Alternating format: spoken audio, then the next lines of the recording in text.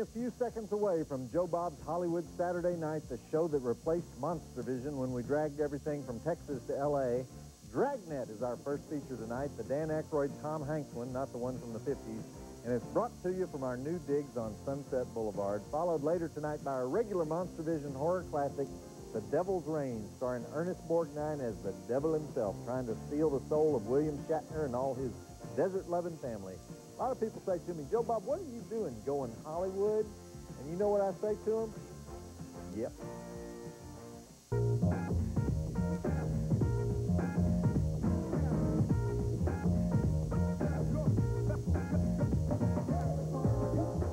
Hey, I'm Joe Bob Briggs, and L.A. is my lady, if you know what I mean, and I think you do.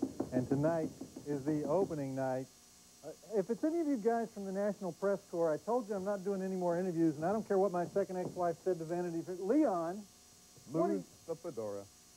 Leon, we'll talk later. This is opening night, all right? As your agent, I've got to tell you, this is career suicide. Yes, well, thank you very much, Leon. Okay, have a good show. I'll see you later. I'll be at Moose. Leon Stickman, ladies and gentlemen. Hey, what happened to the audience I told you to get? We had to cut back on the budget. Ah, well. Joe Bob, did someone come in? No, it's nobody. I'm wearing my chiffon now. Who's that? What is this place? Leon, we'll talk later, okay? I know that voice. Don't try to fool me. I'm just going straight to the movie. Leon, this was supposed to be the big launch of the new improved Saturday night show. You just walked in the middle of the Gallery show. Hey. Who's had 350 clients in this town? You have. Who has steered the career of Anson Williams? You have. Okay, then I think I know what I'm talking about when I say lose the fedora. And we do have a studio audience, really? By the way, but it's... Well, Leon, meet the studio audience. What is your name? Greg. Greg. We brought in the studio audience. From where? Beautiful downtown Burbank. From Burbank. Don't come over. Let's go right to Dragnet. I'm going to sort this out at the first commercial break and start the show over. Right, Leon? Right. Okay, Dragnet, 1987, starring Dan Aykroyd as Sergeant Joe Friday and Tom Hanks as his fun-loving partner, based on the 1960s TV series, which was based on the 1950s TV series, which was based on the 1940s radio series, all produced by and starring the late, great Jack Webb. And, Leon, you're so in my space when I'm trying to do this. This is not an easy thing. Just roll the film. Joe Bob, I have my platforms on. That is disgusting. Look, lose the audience, lose the fedora, and don't worry. We can get you a lot of work in the casino at Tunica, Mississippi. They know you're there, right, don't they? Yeah. You can open for Jeff Foxworthy. Yeah. Okay. Joe Bob, bow wow. We're just friends. Sounds like man's best friend.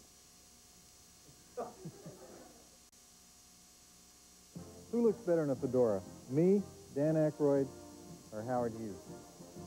Howard Hughes was probably the best-looking fedora wearer in the history of headgear, possible exception of Sinatra. What do you think of our new digs here at TNT? Well, it's actually not my place, but... Who are you talking to, dear? Nobody. Just invisible TV people. Because I might need you to do my back. Okay. Let's do a little business here, all right? Did you know that this was actually the third Dragnet movie? The first one came out in 1954 after the original TV series had been on for 3 years, starring Jack Webb, of course, and produced by Jack Webb. And the second movie was a TV movie called Dragnet 66, which was so good that NBC decided to shelve it and order up a whole new series of Dragnets 8 years after the show had gone off the air. And so it finally aired 3 years after they made it as Dragnet 68. So let's review your Dragnet history here. The very first Dragnet was a radio show that aired from 1949 to 1957. Then there was the TV show that went from 1951 to 1959. And then there was the second TV show, which went from 1967 to 1970 with Harry Morgan as Jack Webb's sidekick, Gannon. That's Harry as Gannon in this movie. And almost from the very first season of the TV show, people were doing parodies of it. Johnny Carson did a lot of Dragnet parodies. But the best one, I think, was a routine called St. George and the Dragnet by the comedian Stan Freberg. It's on his Best of Freberg album. Stan really just used real Dragnet scripts and changed them up just a little bit, and they were hysterical. But obviously the director of this movie decided to go in a whole different direction, didn't he? We've already got flamboyant porno kings and burning factories and a mysterious criminal organization called Pagan. So obviously they went Hollywood with this one. So let's look a little more at it. And of course we went Hollywood because like we spent several $100s on this set, not to mention taking that big jump and getting a studio audience. You need a little Perrier or anything? Or is the chair okay? What do you think of the movie so far? Fedora? Well, we're barely 30 minutes into the movie and already we're doing car chases. So this is not really the Dragnet that I know and love. I think you made your point, Joe Bob. Okay, Leon, I told you you could hang around, but don't interrupt me when I'm trying to talk about the picture, all right? Oh, fine. Do your thing. This movie was criticized for being too over the top. But you have bigger fish to fry. Higher mountains to climb, wider rivers to cross. Well, thank God we don't use cliches on this show. You're not in Texas anymore, Joe Bob. You have a point, Leon? I think I made my point. The reviews on Dragnet were mixed, mainly because people didn't know whether it was supposed to be... I would say your biggest problem at this moment is not the reviews. Yeah, and what's my biggest problem at this moment? Jizz bucket. What? That woman in the ratty apartment said, "You slimy little jizz bucket." You gonna let them say things like that on your show? What is this, Taste Takes a Holiday? Why don't you do the show, Leon? You seem to know so much about doing the show. Oh. Sorry, Joe Bob. You go right ahead. Dragnet came out in 1980. What is a jizz bucket? That's disgusting. Speaking of disgusting, what kind of little arrangement do you have for living here, Joe Bob? All right, back to the movie. Oh, sore point, huh? Who's up there, Miss Cellulite of 1969? Leon, leave. No. Does she know you're using her living room to do a show about jizz buckets? Does she? No. Don't be so depressed, Joe Bob. It's just that it was supposed to be such a happy night. Hey, pal, I've been in this business 37 years. And take it from me, shows like this come and go. You can't take them too seriously.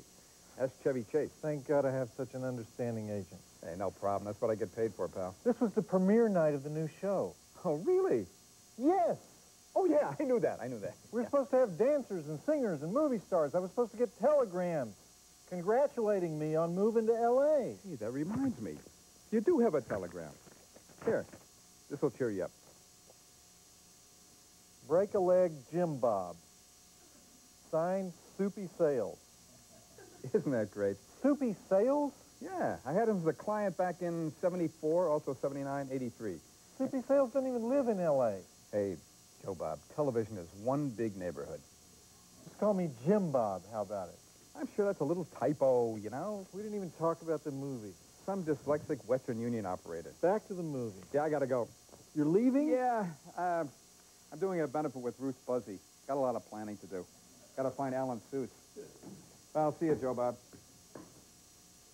Good night to you, too. Don't do that, Leon. Sorry. You are one rascal. Do you need me, sweetie? No, that was somebody else. I need you.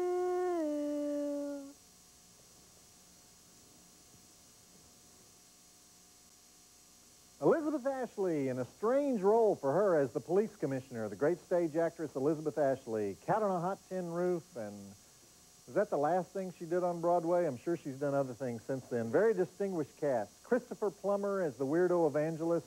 Tom Hanks playing what is essentially a wisecracking sidekick. Not much for Tom to do here. And it's the first directing effort of Tom Mankiewicz, son of the legendary writer-director Joseph Mankiewicz of All About Eve, Suddenly Last Summer, The Barefoot Contessa, Guys and Dolls, and also Tom's uncle is Herman Mankiewicz, who wrote Citizen Kane with Orson Welles. So here's Tom going out for his first big directing job. No pressure on that boy, right? Citizen Kane and All About Eve. Okay, Tom, that's what the rest of the family did. What are you going to do? And Tom had been a screenwriter for years, though. Joe Bob.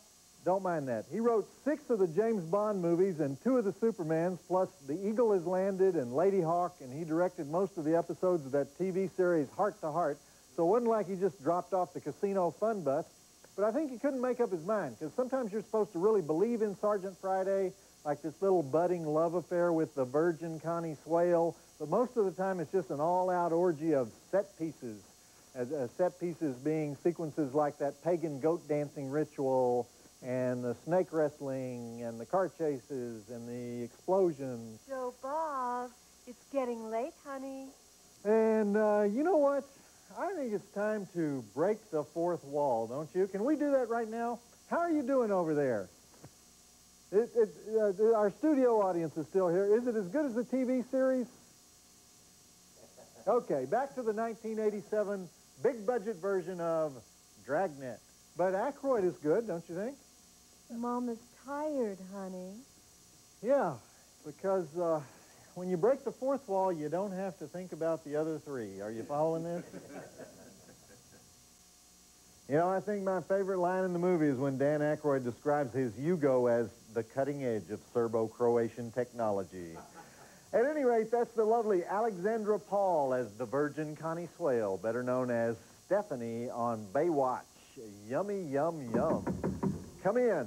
All right, she's also the only Baywatch babe to ever actually compete in the Ironman triathlon. And I guess it'd be the Iron Woman triathlon in her case, that thing over in Hawaii where you swim 94 miles and then you ride a bike 1,200 miles and then you run 87 miles and stand on your head and whoever gets out of surgery first wins. You know, she actually did that. So, what? Oh, what are you doing standing out there? Well, I know there's some sort of a new arrangement. What new arrangement? I'm just renting a house here in L.A. Come on, come on. Right. You're... What? You're renting this house? Yeah. Why? Maybe I should start delivering your mail care of, let's see, whose name's on this electric bill? And this water bill, and this Brooks Brothers bill. Miss Kim Verona. Friend of mine, okay? Didn't you do some movies? What have you got for me, hon? Just give me my mail. Great. Right? Okay. This letter comes from Neil Collins of Akron, Ohio. What is the deal? Dear Joe Bob Briggs, I want to thank you for showcasing more zombie movies on TNT. I have evidence proving that this country has a serious prejudice towards zombies. It's not simply the abject stupidity of the living humans that offends us.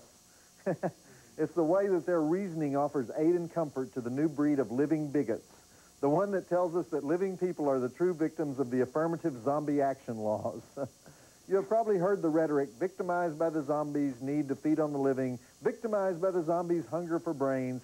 Heck, you have to find a dozen grown humans anymore just to get one good brain dinner. There are valid reasons for disliking zombies. We don't usually look well-groomed, although that is the fashion these days. We don't wash our hands before we eat. We are accused of never participating in politics. However, the politics claim is a misnomer. We actually have one very powerful figure in the White House at this writing. That individual will soon be a victim of certain starvation, since the White House has never been a good source of our main diet, gray matter. Respectfully, zombotomized Neil Collins, Akron, Ohio. You know, Neil, I got to disagree with you. Oh, I gotta hear this. I think zombies are bigger than ever. Check out that movie from last summer, The Mummy.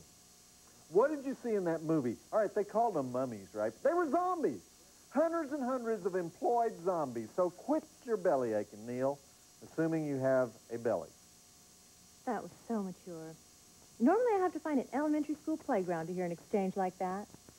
You don't like this new neighborhood, do you? Would that be the neighborhood of Kim Verona? Would that be the neighborhood you're referring to? She's just my landlady. Joe Bob.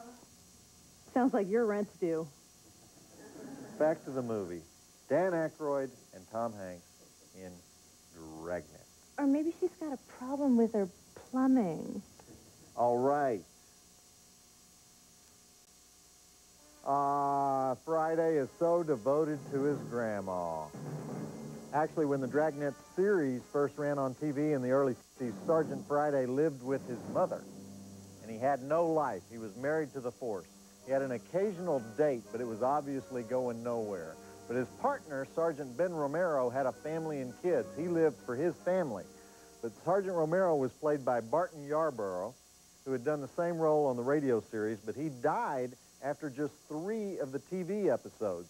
So the rest of the first season was played by Barney Phillips, and then starting the second season, it was Ben Alexander as Officer Frank Smith, and that's the Jack Webb sidekick that most people remember today. Well, most people over a certain age remember that guy today from the 50s series.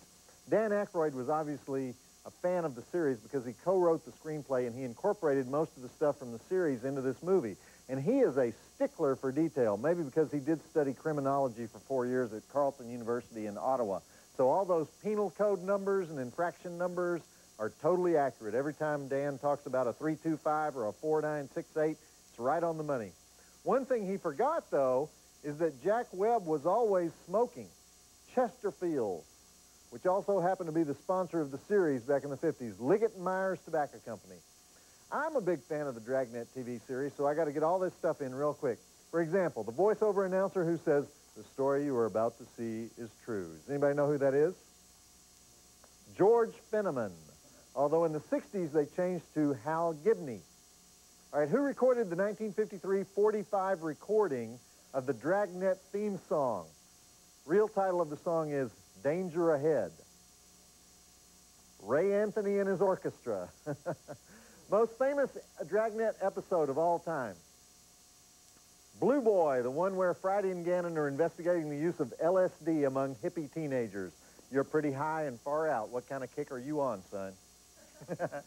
And this is the best part. Jack Webb, besides being the producer of other hit shows like Adam 12 and Emergency and Project UFO, was the first guy to use the teleprompter. Stanley Meyer invented the teleprompter, and the first place it was ever used was on Dragnet. When they have those tight close-ups and they're rattling off all that information about the case, they're reading that directly off the screen. Okay, let's boogie. How are you doing? All right? Okay. Isn't this fun? Did you see Sunset Boulevard? Remember Artie Green, the confidant of William Holden? Played by Jack Webb. The man was everywhere. Joe Bob. You know what, though? Let's not talk about Sunset Boulevard. I told you I have to work every Saturday night. It's just one night a week, and everyone needs to rest, so don't do that, okay? Oh, okie dokie. That was, what did we just see? That was another big motor vehicle chase, wasn't it? You know who that guy is, the bad guy they call Emil Muzz? That's Jack O'Halloran, former pro boxer out of Boston. Heavyweight, I guess. Looks like a heavyweight. I know him. I'm sure you do. And now it's time for the out-of-control conclusion of Dragnet, brought to you by Joe Bob's Hollywood Saturday Night, broadcasting from the scenic Hollywood Hills. And don't do that. You know what modern cop show is the most like Dragnet? Dragnet was the first cop show to try to be accurate in showing how mundane police work was. That's why this movie's a little off in spirit. Jack Webb would not have liked this movie. But the modern equivalent of the original 1949 Dragnet is Law and Order. They show the day-to-day drudgery, and they don't talk about their personal lives, except on very rare occasions. Joe Bob. What else? You know what? I'm going for a walk now, and I'll talk to you after the movie, okay? And I'll talk to you after the movie, Joe Bob. I have read about stuff like this. Okay, enjoy the conclusion of Dragnet, and don't forget The Devil's Reign, our regular Monstervision feature coming up after this. Don't let Muffin out. Muffin is fine. Joe Bob, don't forget your fuzzy shirt. It's cold in the canyon. Fuzzy wuzzy.